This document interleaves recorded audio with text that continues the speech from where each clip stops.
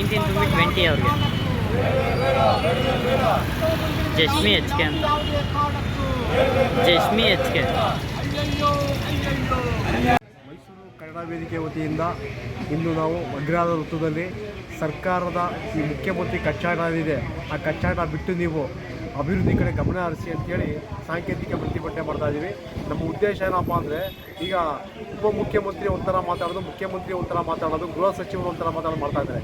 ಇವತ್ತು ರೈತರು ಉತ್ತರ ಕನ್ನಡದಲ್ಲಿ ದೊಡ್ಡ ಗಲಾಟೆ ಮಾಡ್ತಾಯಿದ್ದಾರೆ, ಪ್ರತಿಭಟನೆ ಮಾಡ್ತಾಯಿದ್ದಾರೆ. ನಮ್ಮ ಕಬ್ಬಿನ ಬೆಳೆ ನಿಗದಿತವಾದ ಬೆಲೆ ಇದು ಮಾಡಿ ಅಂತ. ನೀವು 3,200 ರೂಪಾಯಿ ಕೊಡ್ತೀರಿ ಅಂತ ಅವ್ರು 3,500 ಕೇಳ್ತಾ ಇದ್ದಾರೆ.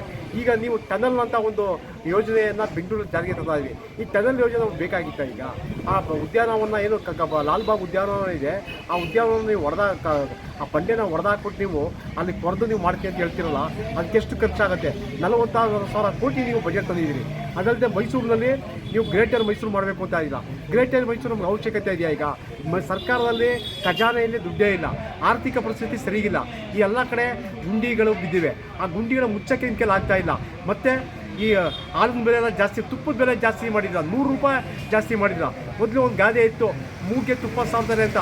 ಅದು ಆ ಗಾದೆಗೂ ನೀವು ಈಗ ಮಸಿ ಬರೆದು ಬಿಡ್ರಿ. ಈಗ ಮಣ್ಣು ಸಾರ್ಕೋಬೇಕು, ಆ ರೀತಿ ಮಾಡಿಬಿಟ್ಟಿದ್ದೀರಾ ನೀವು. ದಯವಿಟ್ಟು ಕೂಡಲೇ ನಾನು ಹೇಳ್ತಾರೆ ಮುಖ್ಯಮಂತ್ರಿ ಅವರಿಗೆ, ನಿಮ್ಮ ಟನಲ್ ಯೋಜನೆಯೆಲ್ಲ ಕೈ ಬಿಟ್ಬಿಟ್ಟು ಅದೇ ದುಡ್ಡನ್ನ ಇಡೀ ಕರ್ನಾಟಕಾದ್ಯಂತ ಎಲ್ಲ ಜಿಲ್ಲೆಗಳಿಗೂ ಅನುದಾನ ಕೊಡಿ. ಸರ್ಕಾರದಲ್ಲಿ ಸುಮಾರು ಜನ ಪಾಪ ಯಾರ್ಯಾರು ಇದು ಕೆಲಸ ಮಾಡ್ತಾ ಇರ್ತಾರೆ ಪಾಪ, ಅಂಥವ್ರಿಗೆ ಸಂಬಳಗಳಾಗಿಲ್ಲ, ನೀರು ಗಂಟೆಗಳ ಸಂಬಳ ಆಗಿಲ್ಲ, ಅಂಥವ್ರಿಗೆಲ್ಲ ಬದಲಿ ಕಾರ್ಮಿಕರ ಸಂಬಳ ಆಗಿಲ್ಲ, ಅಂಥವ್ರಿಗೆಲ್ಲ ಸಂಬಳಗಳನ್ನು ಕೊಡಿ. ಎಲ್ಲ ಕಡೆ ಮೋರಿ ಕಟ್ಟಿ ನಿಂತಿದೆ. ಹೊಸ ಡ್ರೈನೇಜ್ಗಳಾಗಬೇಕು. ಇದ್ರ ಬಗ್ಗೆ ಗಮನ ಹರಿಸಿ ಕರ್ನಾಟಕಾದ್ಯಂತ ಮೂಲ ಸೌಕರ್ಯ ಬಗ್ಗೆ ಗಮನ ಹರಿಸಿ ಅಂತ ನಾನು ಆಗ್ರಹಿಸ್ತಾ ಇದ್ದೀನಿ. Nandini, Bharat news TV, Mysuru.